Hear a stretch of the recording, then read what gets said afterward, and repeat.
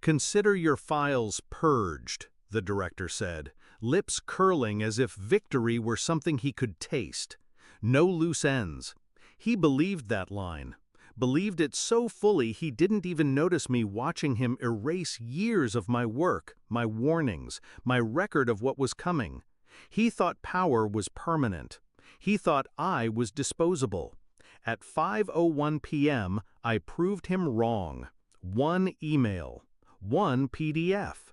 A subject line that said only Q3 Risk Register, all ignored warnings. When the chairman opened it, I saw his expression change on the board call. His smile, slow, confident, just evaporated. His hand tightened on the desk, his jaw slackening as his eyes scanned the first page. Then his mic cut. His voice, faint but audible in the room where I waited, bled through his muted feed, "Get legal on the line and find out where she is." I leaned back in my chair. They'd find me exactly where I wanted them to. I wasn't always their enemy. Once, I believed in them. I thought the director was brilliant, sharp, decisive, a man who cut through noise with terrifying efficiency. He called me his risk radar, the one who saw around corners.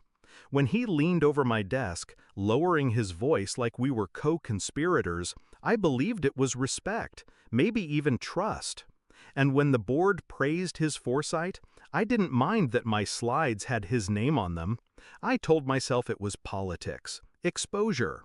One day I'd be on that stage too. But politics is just betrayal in slow motion. The first sign was subtle. My flagged risks, ignored. Downgraded from red to green without explanation. My reports buried under urgent priorities. At first, I thought it was oversight. Then I caught the language, my phrasing, my structuring. His presentations were stitched together from pieces of my work, stripped of warnings, sold as strategic insight. The second sign wasn't subtle. The breach hit. A vendor I had flagged months earlier. I'd written it in bold, circled it twice in the register. He dismissed it as alarmist. When it collapsed, costing millions, he said nothing.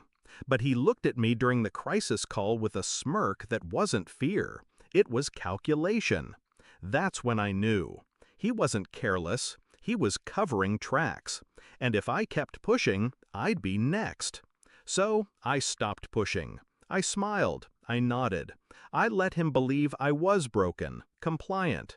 He told me to purge the backlog and clean the files. I did.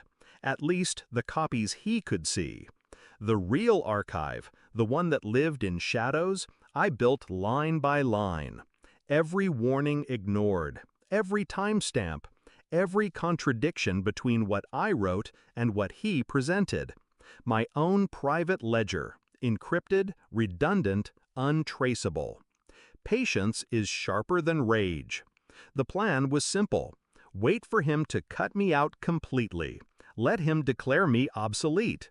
Then turn the knife. That moment came faster than I expected. "Your role is redundant," he told me, in the glass room where promotions were handed out like executions. "You'll receive a severance package. Consider this closure."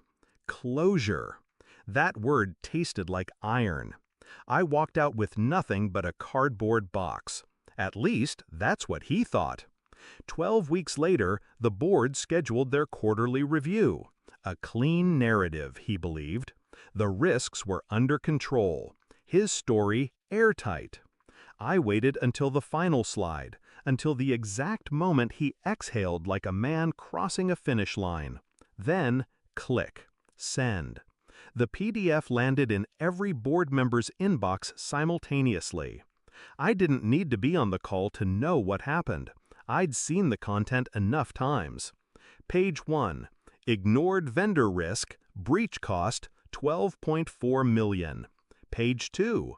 Deferred system upgrade, potential liability, pending. Page 3. Direct quotes of my reports against his presentations, side by side. Truth against fabrication. receipts. By page 7, the director wasn't presenting anymore. He was unraveling. The chairman's silence was the loudest sound in the room.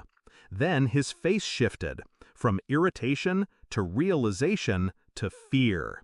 That quiet, dawning horror of a man realizing he'd been walking blindfolded along a cliff edge, led there by someone he trusted.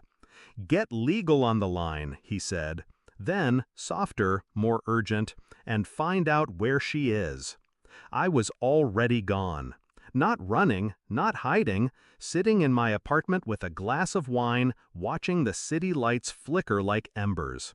I didn't need to be in that boardroom. My presence was stitched into every page of that PDF. The director would fight. He'd deny. He'd rage. But the evidence wasn't opinion. It was math. Dates, logs, emails. Each warning he ignored, each decision he falsified, it all painted the same picture.